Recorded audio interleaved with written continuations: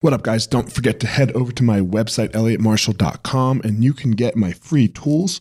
I have two different types. One, how to start your day, the process that I use to start my day from the second I wake up until, I get going a little bit. And then two, if you are struggling a little bit with your mount attack, if you're a jiu-jitsu enthusiast and struggling with your mount attack no gi, you can head over to the website and get a free mount domination video. So elliottmarshall.com, head over there, check it out. What's up, guys? This is former UFC fighter Elliott Marshall, and you are listening to The Blueprint.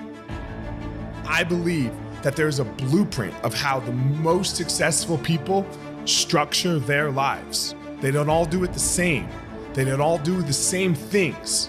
And on this podcast, you're going to hear inspirations, motivations, and stories about how they go through their life. These stories will give you clues and tricks of exactly how you can discover your passion, find your power, and then go give your purpose to the world. Thank you so much for listening. Let's jump into this week's episode. This episode of the podcast is with Jairek Robbins. Jairek is a well-known motivational speaker and author who helps coach people to, live a better life, live the life that they want is how I really like to say it. So he has worked in the corporate world. He quit that job, moved on from there. So without further ado, I don't want to ruin the rest of the podcast. Here we go. Jairek Robbins.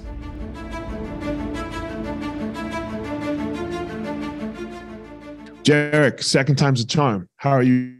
I'm doing good. How are you? I'm doing well. We were just talking offline how we were sitting in each other's Zoom rooms the last time we tried to do this. And we missed each other, but we were able to reschedule and make it happen. So thank you so much, homie. We were playing Zoom room tag or Zoom room hide and seek, Zoom room duck, duck, goose.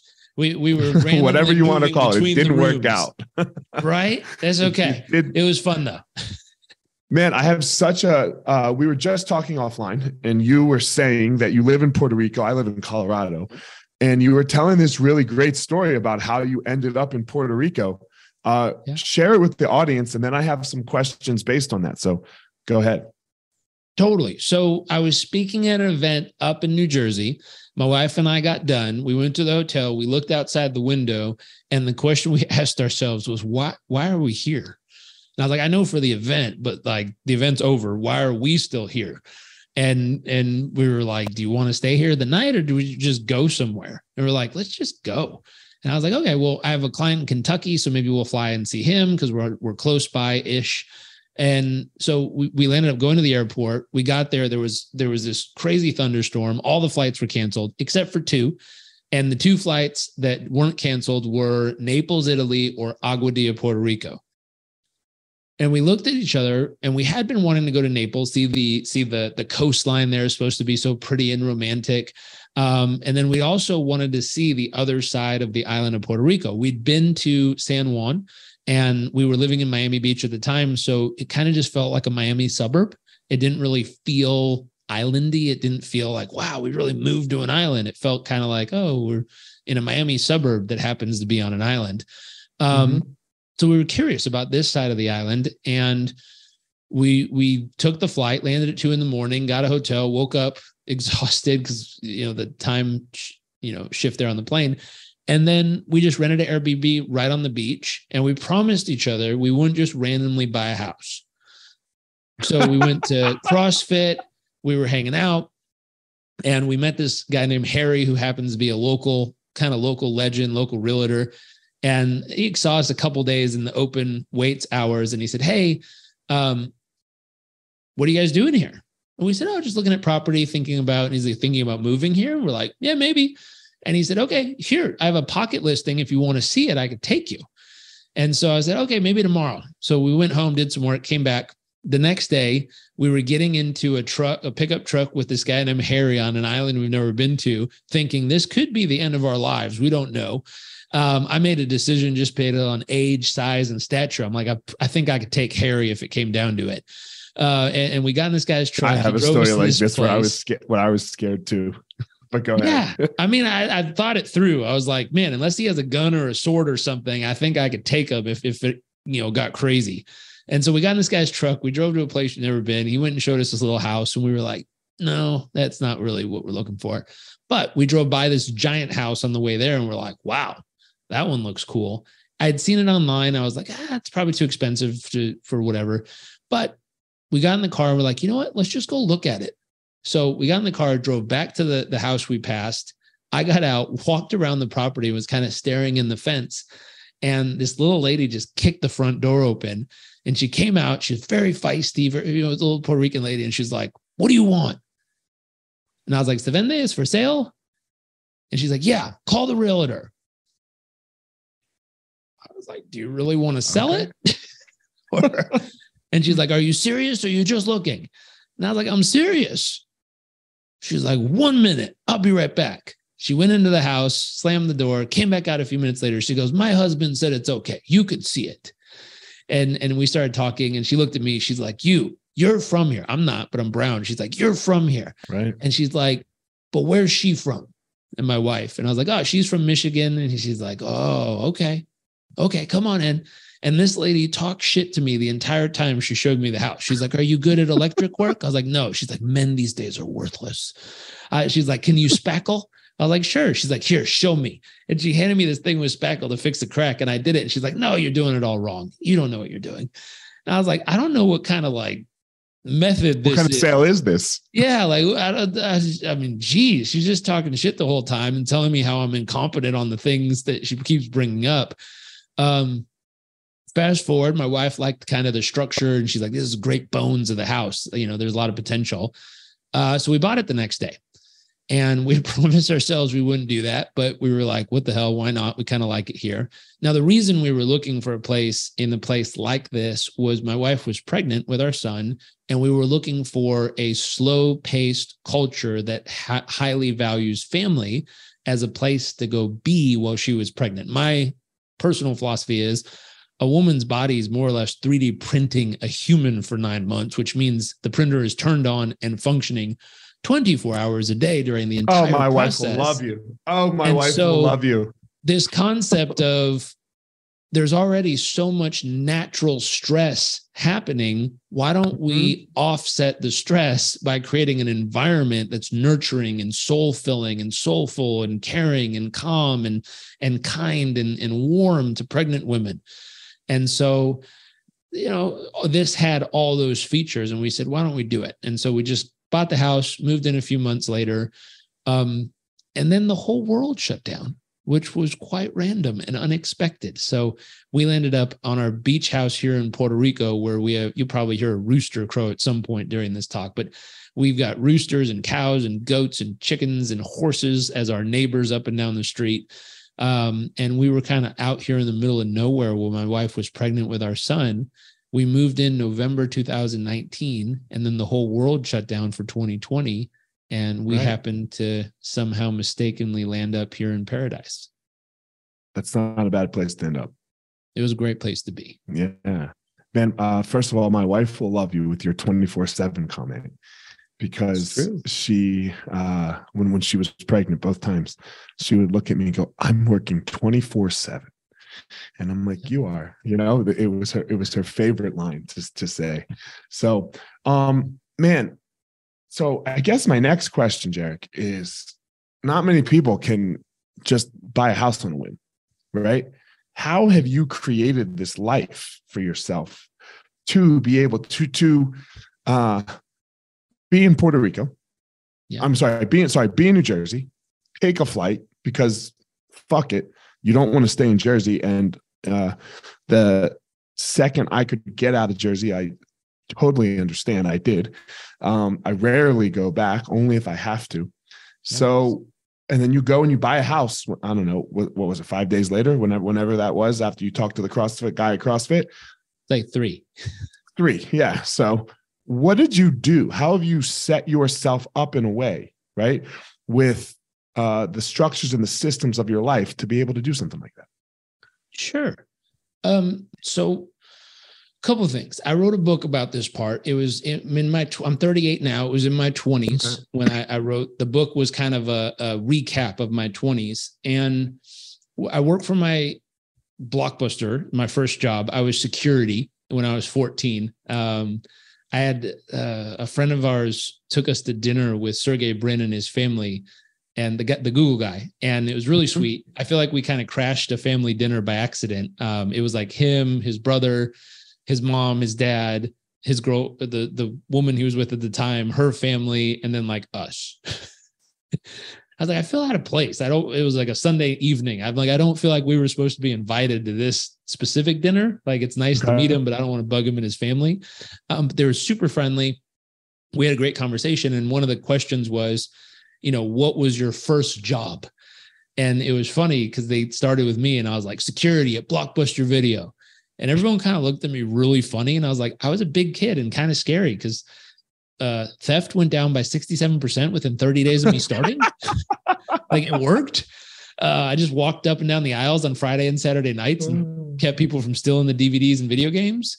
And we got to his dad said something funny. Sergey's dad was like, don't ask him what his first job was. Ask him what his last job was. And he was so proud of what his son had accomplished and all that he had done. And his brother actually said, he's like, yeah, he never had a job. His parents just literally sent him to coding boot camps as a kid. And then this happened. We're like, wow, that's crazy. And so this concept in my 20s was obviously Blockbuster Video. I worked for my family's nonprofit for a little bit. Then I worked for the for-profit for a while. And then at one point I decided to just go out on my own. And I remember at that time, I was living in the front den of a house. I just got done for a 2-year city to city corporate sales job. I had like $25,000 in credit card debt. All I could afford in San Diego was $500 a month rent to rent the front den of a house that didn't have a door. It had a curtain on it. And I had my office, my bedroom, and my whole life in that front den that I built my life on. And I've said $500 a month, but $500 a month in Midwest or other parts of the country is a lot. In San Diego, it's very inexpensive. Like a day. It's the least expensive place you can get in San Diego, usually at that price point.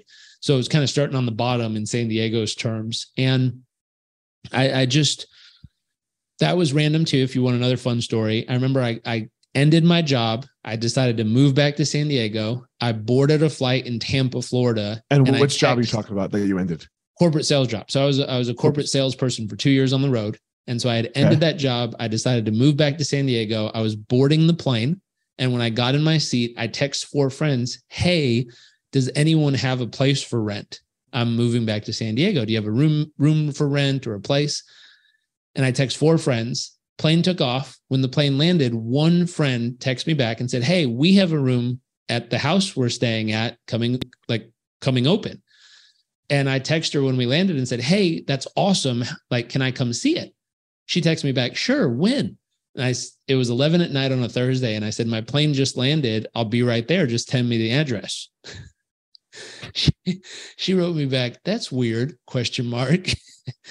And I mean, it is weird. I agree with her. I was like, I'll get a rental car, just drive up the hill. It's literally, she was in Hillcrest. And so I got a car, drove up, at 11 at night, slightly tapped on the door, and she was in her PJs, opened the door, and she's like, hey. And I was like, hey, how you doing? She's like, good. How have you been? She's like, yeah, come on in. I'll show you. And she's like, so that room, and the door was closed. She's like, that room, the girl's just finishing school and she's graduating and then moving out this weekend. So you can have that room. Or she's like, the front den's open if you needed something sooner. Now that's the whole, how much? She's like, right, $500 and you can have the front den. And I was like, okay. And then the funny part was, she's like, well, when do you want to move in? And I literally said, I'll go get my bags. Like, I walked out to the car, grabbed my suitcase and dragged him into the house. I think there's a pattern in my life of just making these moves. And then there was a mattress leaning up against the fireplace of someone moving out. And I was like, is anyone using that for the night? And she's like, no, you can use it. So I dragged it across the house, put it in the den. I didn't have any blankets or pillows. It was all boxed up and being shipped from Tampa. So I literally just took my suitcase and emptied it on top of the bed, stuffed a bunch of clothes into a sweatshirt to make a pillow, and then literally used the rest of the clothes on top of me as a blanket. And I'll never forget, one of the roommates in the morning woke up, got ready for work. She was a researcher at Children's Hospital. And I heard high heels coming down the hallway, like click, click, click, click, click, click, click. Heard the front door open. Then I heard click, click, click as she moved backwards. She looked, I was asleep. I was like half awake, half asleep. Right, and right. The words I heard were, "Who's the homeless guy in the den?" Wow, word. Man, Which was what correct. made you? I mean, I was a That's guy fine. sleeping under a pile of clothes on a unfurnished mattress. So that was correct. Homeless guy in the den was. I mean, was you the rented, move. right? Yeah, You I paid look for it. What made you make this shift, right? Because I think a lot of people get scared of shifts, right? A lot of people, they like to stay rather comfortable, for example, you know, and whether that is in a good spot or a bad spot, it doesn't matter. It's still comfort, right? It's what we know. You were in this corporate sales job. You moved to San Diego. What was the reasoning behind all of it? So I had sat down and I drafted this 1-page document that was, I called it my ideal day, where I sat down and I said, if I could have it all my way. So start the top of the document. If I could have it all my way, put ... And then I said, what would a day in my life look like? What would it feel like? Where would I be? Who would I be with? How much energy would I feel? Where would I wake up? What time would I wake up? What are the things that would be around me, either views or natures or feelings or sounds? What would I have for breakfast? You know, what would I do the first few hours of my morning? What would I then engage with, you know, throughout those morning hours? What would I do for lunch? Who would I have lunch with? Where would we go? How much laughter, joy, fun would kind of fill the conversation around lunch? After lunch, what would I plug into and put my passion, purpose, and mission in life? What would I want to create or be part of or develop or design or, you know, bring to life? Evening hours, what would I do for dinner? Who would I have dinner with? Where would we go? How would it feel? After dinner, when we come home, would we snuggle up and read a book? Would we watch a movie? Would we relax? What are all the bits and pieces? And so I had this sheet that I had drafted this perfect day in how I dreamed of living my life. And then I looked at the life I was living and it was nowhere close. And I went, wow. Well, either I could have a dream on paper that I never do anything about, or I could decide to do something about it. And so I decided it was kind of my mission at that moment to turn that ideal day into reality. And so I remember I made some shifts. I decided to move back to San Diego. I decided to leave the corporate job. I decided to figure out how to start my own business. At the time when I arrived and I had my $500 rent, my business had not completely spun up yet. So I ended up taking 3 jobs. So I was working in the warehouse. I was working as a coach. I was working, what was I doing for the third job? Sales. So sales, coaching, and warehouse. So I was working 3 jobs, filling every hour of the day as much as I could. And then in my spare time around the 3 jobs, I spun up a business. And what was the business? It was one-on-one coaching. So I had previously 250 hours of training and 6 years experience of being a coach for a large organization. And then, so I knew how to coach. I just didn't know how to market or sell, or I didn't know the business of coaching. I understood how to actually coach someone in time management, in personal performance and health, in mindset. But I didn't know how to run an actual business around it at that point. I mean, tell me if you want me to not ask this question. I'm going to ask it and then we'll move on from it. I'll edit it out if we want to. Sure. What do you mean you don't know how? Your dad's one of the most famous marketers, you know, sales guys, coaches ever. And you know, like, so just ask him. Yeah. So, yeah, you know, like, so I mean, like, I didn't know how to sell.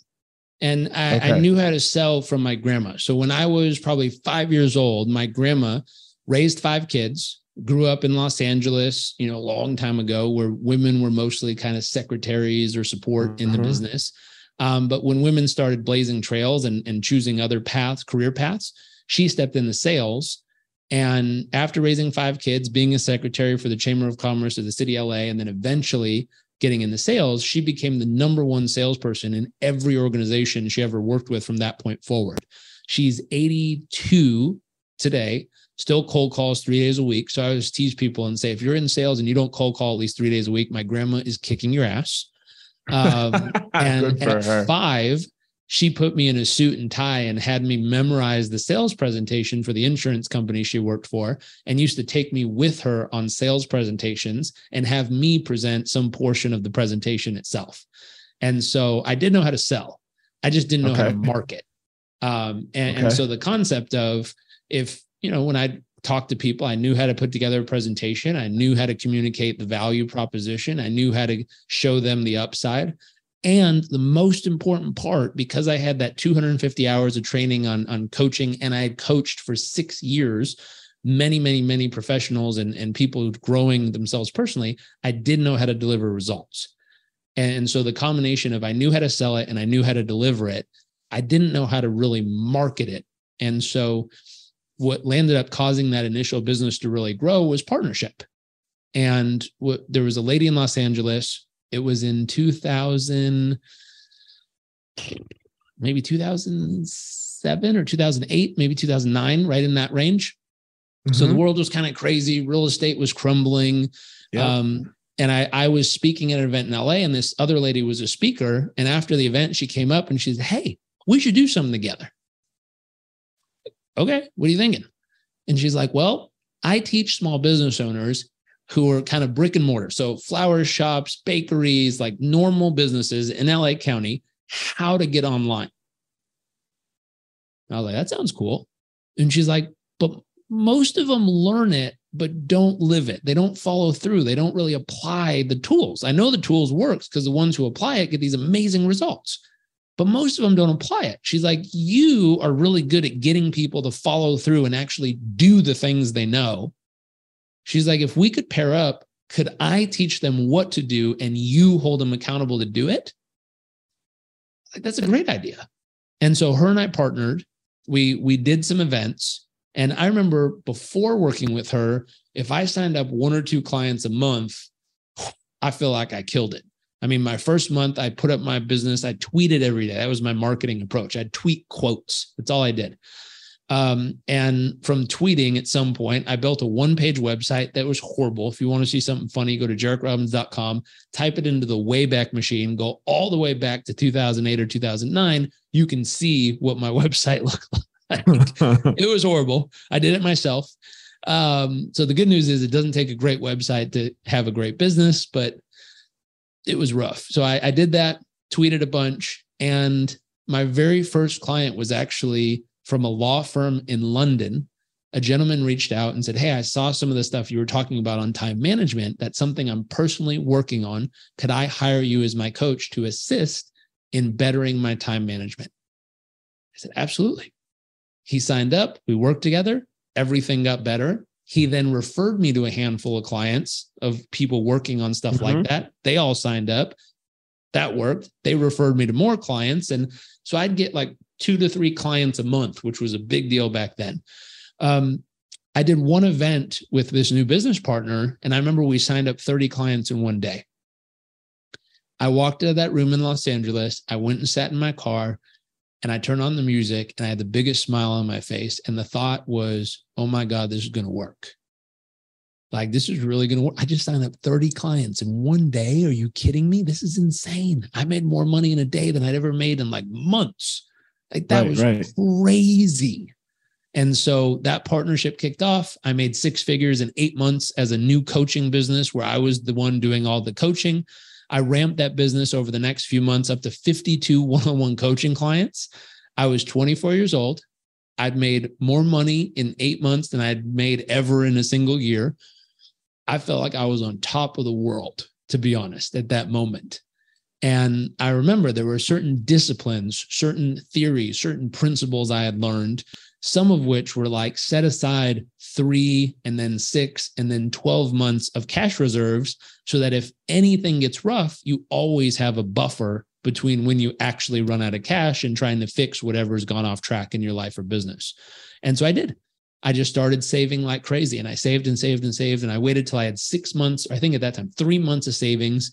Then I finally upgraded my living situation and moved from, my roommate situation down to my own apartment on the beach in Mission Beach, which was a big move for a young guy.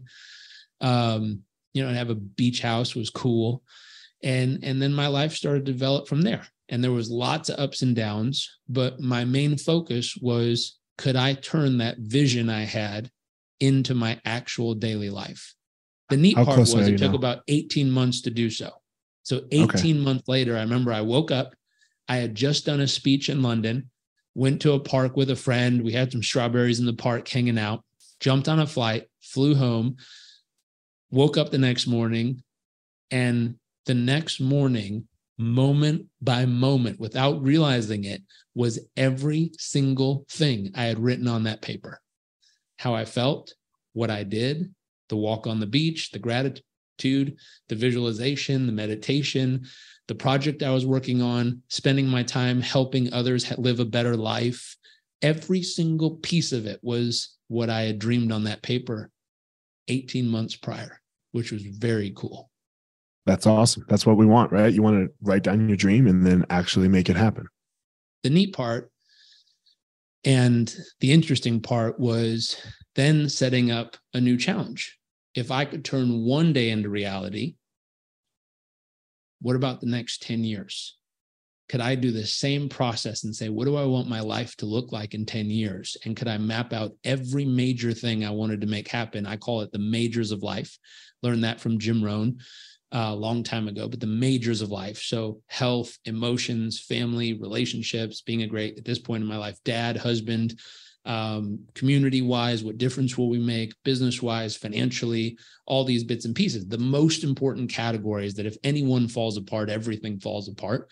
And so I mapped out the majors for the next 10 years of my life and made it all happen. I checked off over every single thing that was on my bucket list before I had met my wife. I made a single man's bucket list, everything I want to do before I decide there's nothing else in life I want to do by myself. And so that next 10 years was me accomplishing everything I could dream of using that checklist. And I captured it all in that book and kind of gave people a blueprint of, hey, here's what worked for me. I don't know if it'll work for you, but it certainly worked for me. The neat part was, once I checked all that off, I hit a moment where I said, you know what? There's nothing else I want to do as a single guy.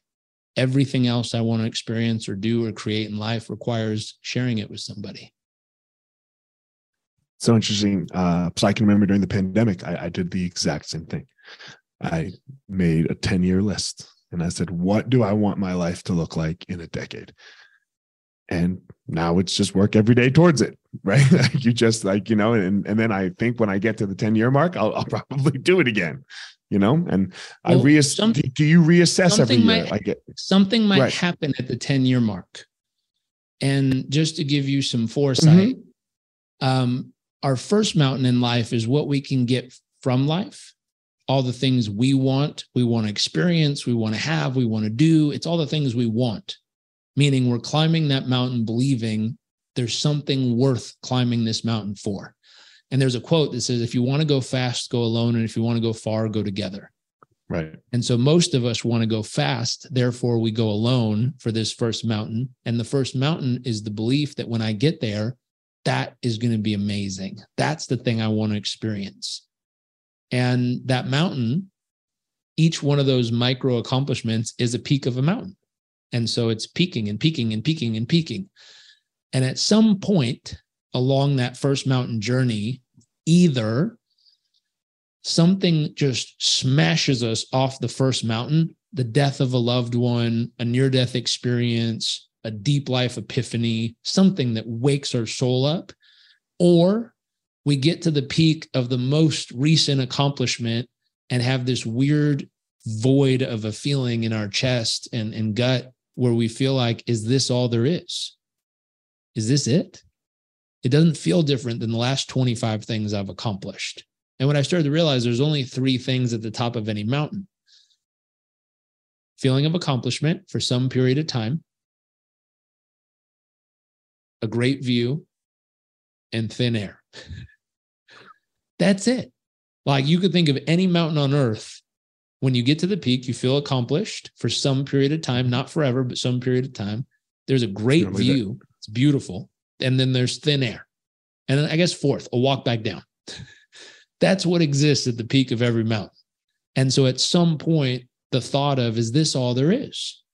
We usually then go into this thing called the valley of despair, where we kind of question, who am I? What am I doing this for? Is there something more to life? What's the purpose to all this?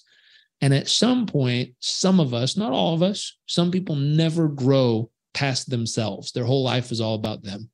But some of us emerge and we find the second mountain. And the second mountain is all about what we can give to life. And the greatest part of climbing the second mountain isn't getting to the peak. It's watching the faces of the other humans we brought with us when they get to the peak for the first time. And all of a sudden, what makes the mountain worth climbing every day is the fact that we know we can help other people all rise together. And as we all rise up that mountain together, when you get there and look around, and instead of staring at the view instantly, you're literally staring at the other person's face, watching them experience it. And when did you have this shift from like me to we kind of, right? Like it's a me to we shift. So sure. When did that happen for you? Mostly when I checked off everything off my own personal bucket list. But a few other things helped. So I remember I took a trip around the world. People never stop, right? Some people never stop. Some people stay on this very focused me path, right? Especially, look, I'm in the athlete world, right? I was an athlete for the first 31 years of my life. Yeah. And that ended. And my shift, I would say, didn't happen for 5 more years after the end, right? Because you're still, I mean, athlete, you're so focused on yourself. You have to be, right? Like there's no other way to do it. You stay in that building, right? Like, as you were saying, and then like I had a crumble, right? I had a breakdown, and I had to have this shift of like, man, this can't just all be about me. And I even had kids at this point. So, so that was mine. So what made yours shift? Like normally there's a moment, right? Or a series of there's moments. Usually like a series of moments, what you just said. There's little things stacked up consistently that finally make the thing. It's not the one thing. It's usually a series of things all kind of nudging until it pops.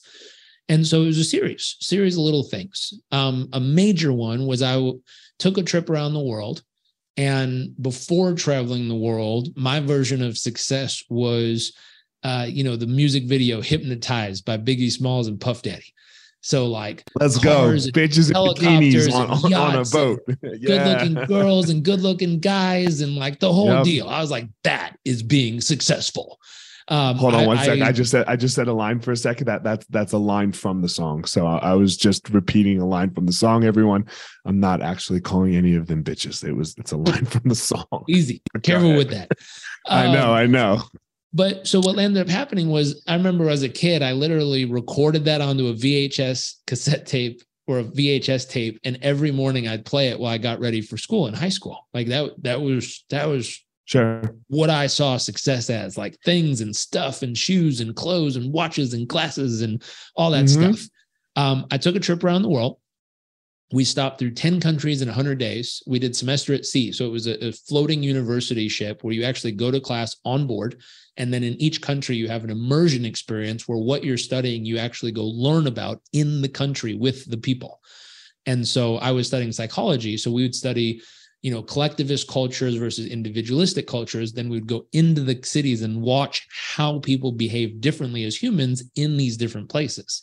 It was very, very, very eye-opening. And I saw things that I'd never seen before growing up in San Diego.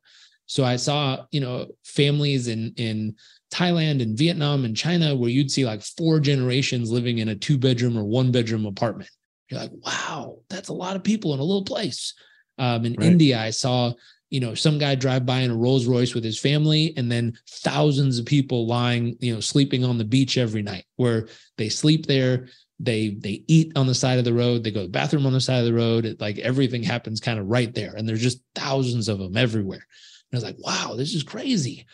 And so I saw such a different perspective. I remember in South Africa, we went to one of the shanty towns, and we got this tour of a kind of an apartment building. And it was probably the size of a US dorm room for students. And there was 2 single beds. So 2 single beds with lots of stuff underneath them and little mini fridge. And that was considered a 2-family room. So there was a family of 5, mom, dad, and 3 kids that slept on each one of those beds. So there was 10 people living in that one room. I was like, wow, that's crazy. And then I just kept seeing thing after thing after thing of how the majority of Earth lives. And it just kind of woke me up. And I remember coming back, I went to the University of San Diego, which is a private Catholic college, generally very affluent. And I remember being there and looking around when I got home and listening to the conversations of like Ugg boots and lattes and TV shows, and just thinking like, we need to go help. Like, what are we doing here? This is a waste of time. Like, we're talking about nonsense and things that don't matter when all these other humans actually need us. And so I remember I took a semester off. I went online. I found this group called, right now it's called Restless Development. It used to be called Student Partnership Worldwide. And I signed up for a volunteer trip to go live in a village for 6 months in East Africa and help with organic farming and bringing the land back to life. And so did all the stuff, moved there, got dropped off in my village. It was me, a lady from Australia, and then 2 local volunteers, all living in the back of this broken down old schoolhouse in this, open space we had. And no running water, no electricity, no toilets. We were just there to help. And the government had given us a bunch of training on how to help bring the soil organically back to life.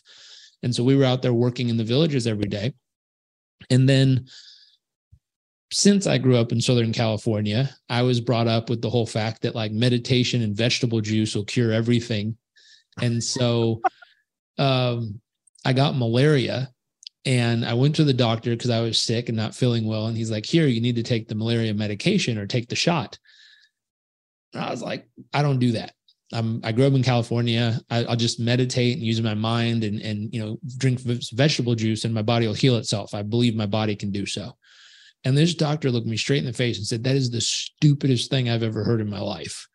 And I was like, that's okay. You don't have to believe it. I know it works. I've done it before. I've gotten rid of headaches. I've gotten rid of head colds. I could totally do this. And he was like, okay, it's your life. Like, do what you want. You can die if you want. Yeah. He's like, die if you want to, but whatever. And so I went back, I kept working, kept going about it, just being sick. And then it progressively got worse. It got to a point where one of my lungs started to shut down and I was having trouble breathing. And I was like, okay, I probably need to go back to the hospital. Let me go talk to this guy again. I still wouldn't take the medication. And this doctor was like, what is wrong with you? So he literally took my blood and put it on a microscope and showed me. He's like, I just had the machine do the thing. You have 55,000 parasites per one red blood cell. Every 8 to 10 hours, they're going to hatch, explode out of the cell and kill the cell, and then go lay eggs in all the other cells and double. And he's like, if you do math on how many cells you have, and you have 86,000 little parasites per cell, he did math, and he's like, basically, you've got about 6 days. And I remember being like, 6 days till what? And he's like, 6 days till your body will not be able to sustain itself.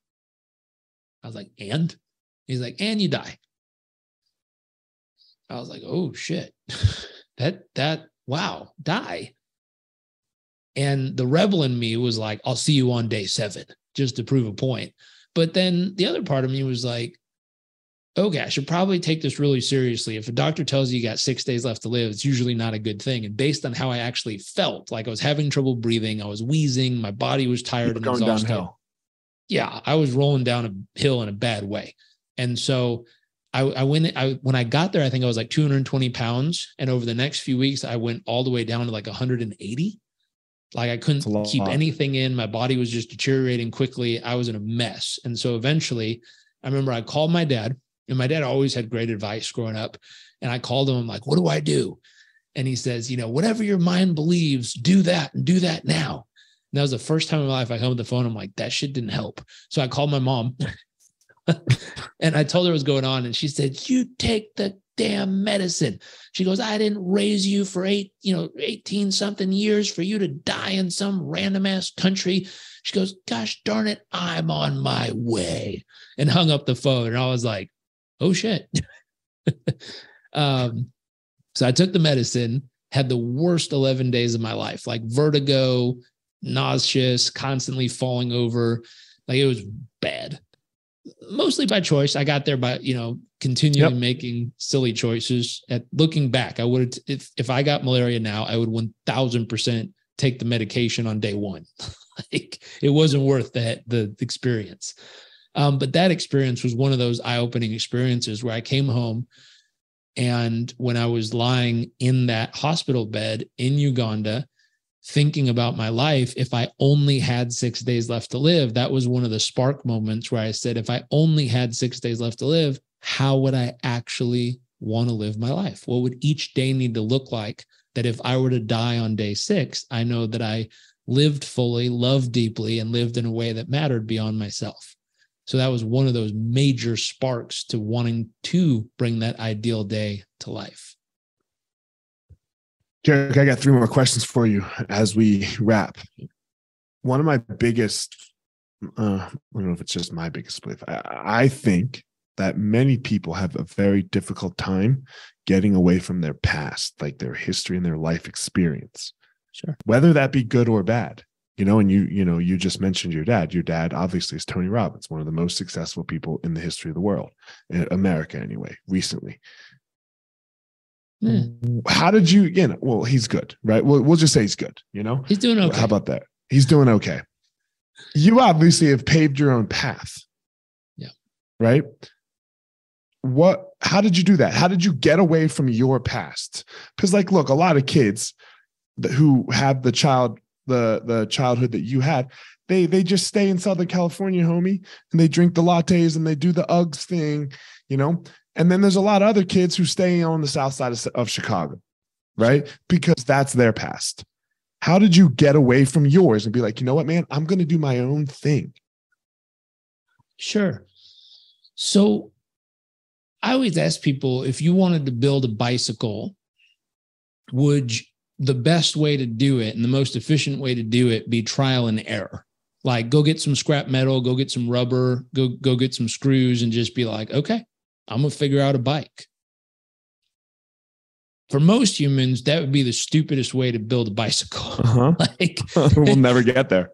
Yeah. You're like, why would I do it? Like, why don't I go on YouTube, get the blueprints, order a kit, and actually use a formula someone figured out and a machine that sized all the equipment properly so that the thing actually works once it's put together. Like, I know there's some adventurous humans who want to blaze a trail and use trial and error to figure everything out on their own. Good for you. If that's you, have fun, figure it out.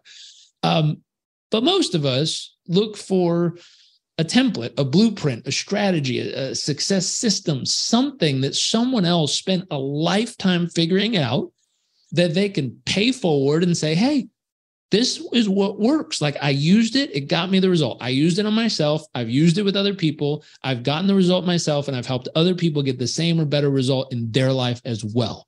That's a blueprint. That means it's a proven process that works, at least at some point in history. You are killing it plugging my podcast right now. It's called The Blueprint. So go ahead. There you go. And so this concept of, I looked at that and I was like, okay, what blueprints exist around me? And there's 2 types of blueprints. There's blueprints on what to do, stuff that works. And then there's blueprints on what not to do, shit that doesn't work. How do you judge what works and what doesn't? Look at the result. I look around me. I'm like, okay, if I want to be happy, I'm just going to watch people and find someone who's like joyous, abundantly overflowing with true joy, not pretending to be happy, but like true joy. Like they just radiate that natural, abundant, live, glowing energy. I'm going to figure out what the hell their blueprint is. Like, what did they do? And in order to make sure I don't land up a miserable pile of whatever, I'm going to go find someone who's a miserable pile of whatever and figure out their formula to make sure that I don't do that. Most people look at the one of what they want and forget to pay attention to the one that they don't want. Therefore, they don't know where the warning signals are. They don't know where the oops, that's a bad ideas are. Therefore, as they're trying to get the one they want, they accidentally do a bunch of the dumb shit on the do not do this one list and land up in the middle wondering what the hell happened. And so this concept is I studied both. So I looked around in my life, and for all of us, we usually start with our family. So I looked closely to me, and I saw my mom struggling in her health. And I said, okay, I'm not going to do those things. But then I saw my mom abundantly overflowing with kindness and giving and caring for others. And I said, that I'm going to do. And then I saw my grandma. My grandma had her own struggles in certain parts of her life, but then my grandma abundantly flourished in business. And I remember I talked to my grandma. She grew up as a brown person in a part of LA where she's my grandma, he's my great-grandpa. My great-grandpa worked hard, had a suit store and a tailor shop and a coffee shop and all this stuff. And he worked hard, he saved money, and then he was buying investment properties. And he bought one on the white side of town, and they told him, you're not allowed to buy that here.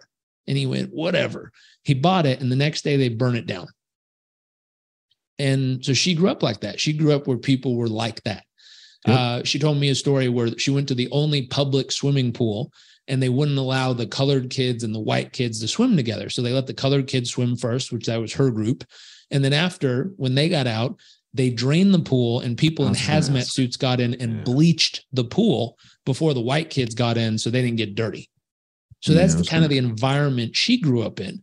But then she became wildly successful. She became the top salesperson in every organization. She was Businesswoman of the Year. She was on the cover of Newsweek magazine. She even has the key to the city of Los Angeles. And I asked her, I'm like, what's your secret sauce? And she said, the secret sauce is take the cards you're dealt and play them to win the game. And I went, damn, that's a great lesson. I asked my mom, what's your secret sauce about caring for other people? And she said, care regardless if you have the resources or not, just find a way to help. And I remember my mom was the person who'd pay, have a maxed out credit card. She was not good with money. Pay down $500 and say, there, I've got $500 available if you need anything. I'm like, Mom, that's not how it works. Can't do that. But she wasn't good with money. She was good with caring. She really cared. So I learned caring. I learned take the cards you're dealt and play to win. And my grandma lived in a trailer, and they struggled financially, horribly financially struggled. And he worked his face off and built this empire of businesses and companies and made this big difference in the world. And so I looked at him as an example of what's really possible. If you really, really put all your effort in, what's possible in a lifetime. And so care deeply about others, take the cards you're dealt and play them to win, and find a way to figure out what's truly possible in your lifetime if you give it all you got. Those would be the biggest lessons and blueprints I figured out, starting just looking at the people around me. Amazing. Last two, I asked everyone these two, man. You're Tony Robbins' kid. You can do whatever you want. You've been very successful. Why are you People say that? Here's what's funny. He helped me get through school, which is a huge, huge gift. Like, I didn't have to have student loans. He helped me through school. Right. And then at 18, the greatest gift he ever gave me was, here's the rule about money. Don't ask. He said, I would rather you be homeless and figure it out on your own than come ask me to try to solve whatever problem came up and made you homeless. Because you being homeless and sleeping in your car, sleeping on the street or whatever would give you more character and develop you more as a human being than just having someone bail you out and help you figure out how to solve the problem. And so at 18, I was on my own, and I have been ever since. Like, he'll give me great Christmas gifts or birthday gifts or something like that to surprise me with something fun. That's not where. But as far as money and support, 1,000% on my own. Not where I was going with the question, but okay. I genuinely used my relationship with him in the beginning as currency or conversation. And he was hard as hell on me on that. Do not mention my name. Do not bring me up. It pissed him off more than anything. And so the reality is he helped me. And again, that was also a gift because he helped me keep nudging until I found a way to show up as myself, not needing to mention him or talk about him in any way, shape, or form, and still be able to do something valuable and useful for society.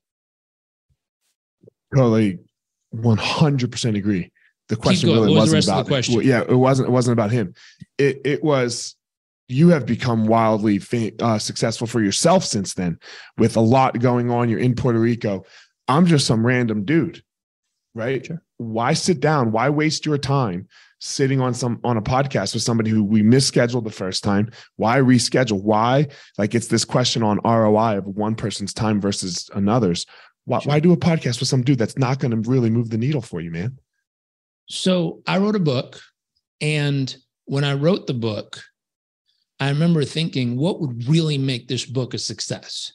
And I looked around at all the people I knew, and it was like, this one's a New York Times bestseller, and that one's a Wall Street Journal, and this one sold 1 million copies. And I was like, okay, I could use that as my version of success, or I can come up with something that would actually mean something to me. And so I said, to me, what would make this successful? And I remember I came up with a phrase, and the phrase was, if it reached the person who needed it most at the moment they needed with the message they needed. And I remember I wrote that book. It's not a New York Times bestseller. It never hit all the, I mean, I think it was an Amazon bestseller one day, like, but it never really did the big thing with like media and TV and all this stuff. Like, it never did any of that. But I remember I went and did training for the Air Force and training for the Army and training for all these places. And someone heard about it and got a copy, and he read it, and it was really good. And so he would hand it out to people in his organization in the Air Force. And I remember I got a handwritten letter delivered to my house one day, opened the mailbox, pulled it out, and I'm like, this is interesting. Opened it up, started out, "Dear Mr. Robbins, my name is Soldier such and such. I've been deployed multiple times. I struggle immensely with PTSD. For the last 7 days of my life, every night I've had my firearm in my mouth wanting to pull the trigger because I can't imagine having to live like this any longer. Last week, someone gave me a copy of your book. I made it through chapter 2, and I wanted to say thank you for reminding me of my reason to keep on living." And I said, better than $1 million. That book was successful. If that's all it did, if all it ever sold was one copy, and that one copy happened to land in that gentleman's hands that got to that person's hands, and it saved her life, that book was wildly successful. And so when you say, why take my time to hang out with someone important like you? I would say, because I don't know who needs to hear this message, but I have a weird feeling it'll find them. And one of the coolest things you might receive from this episode is someone reaching out saying, I needed to hear that. Yeah, and we don't know why they needed to hear it. We just know that they did. I asked that question, just because everyone gets so wrapped up in their time and and like, man, this better return an ROI. And as we're building and growing, and I'm trying to change that conversation, right? Like, part of the blueprint is to change the conversation on what an ROI is. So again, thanks for sharing. Sorry if I made it sound like I was going to ask about your dad, and because that wasn't, the where we were going. No, we snuck him in there though. Yeah. It's just because good at marketing. He lands up everywhere. He's sneaky, but it's a question of like, that's a thing, right? You could make a contact probably with a phone call. But I'm not that guy, like anybody can get on my podcast almost, like it's true. Not, there's this thing my dad taught me about called an incantation. It's the story people tell themselves over and over again that makes them think something's not possible. I've heard your story a few times. Yeah. Not true. Stop telling it to yourself. Pick a new story. Now, it doesn't have to be an egotistical story of I'm a big deal and who the fuck are they and all that. It could be a humble story of, hey, I'm someone creating a platform to reach people who need it. And I love the opportunity to bring more people like you to this audience. And even if one person hears it and it absolutely saves or changes their life, it's usually well worth the time. Now, you'll run into a bunch of egos of people saying stuff you've probably heard of, like, oh, what's the ROI? What's the audience size? What kind of distribution do you have? Right. And say, hey, the distribution is the human being who needs the message you have to share. I 100% depends on if you want to reach them or not. I guess what I'll say is I'm trying to ask this question from what a typical, like, man, I do my thing. I live very similarly to the philosophy that you have of like, this is my life. This is what I want it to look like. I'm really unconcerned 100% about anyone else's opinion. I really love Jalen Hurts. He just said it the other day. My purpose was made way before your opinion, right? You made an opinion based on some actions, but I already had a purpose. So I'm not even listening to that shit.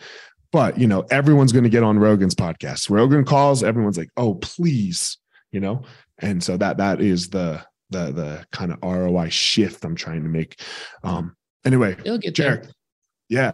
Thanks so much for coming on the podcast. If anyone wants to work with you, find your stuff. Where do they find all that? Two places. You can go to JarekRobbins.com. You can go to success.com. I'm currently the president and chief strategy officer of Success Magazine, success.com, Success Coaching. We're spinning up Success Adventures later this year. So we're going to have once in a lifetime retreats and adventures where we take people to check things off their bucket list with other like-minded entrepreneurs and business owners traveling together. And so check out success.com, grab a copy of Success Magazine, and JarekRobbins.com for all my personal stuff. Awesome. Guys, as always, Jairek Robbins, thanks for coming on, first of all. Second of all, Jairek has his personal thing, his gift that he goes out and he gives to the world, his power. And I have my own thing that I go out and I give to the world, my own power. Don't go out in the world and try to be Jairek. Don't go out in the world and try to be me. Everybody, please go out there and find your own power. Thank you so much for listening to this week's episode. I hope you found something useful that you can take and implement into your life. Don't forget to head over to wherever you are listening to this podcast and leave a review. That would be greatly appreciated. Also, go follow me on social media at FireMarshal205 on Instagram. Leave a comment, anything that you would like there. And as always, if you think this would be useful for somebody else that you know for their life, send it their way. That would be greatly appreciated. That's it for this episode, guys. I hope you all have a great day and you go step into that power so that you can give your purpose to the world.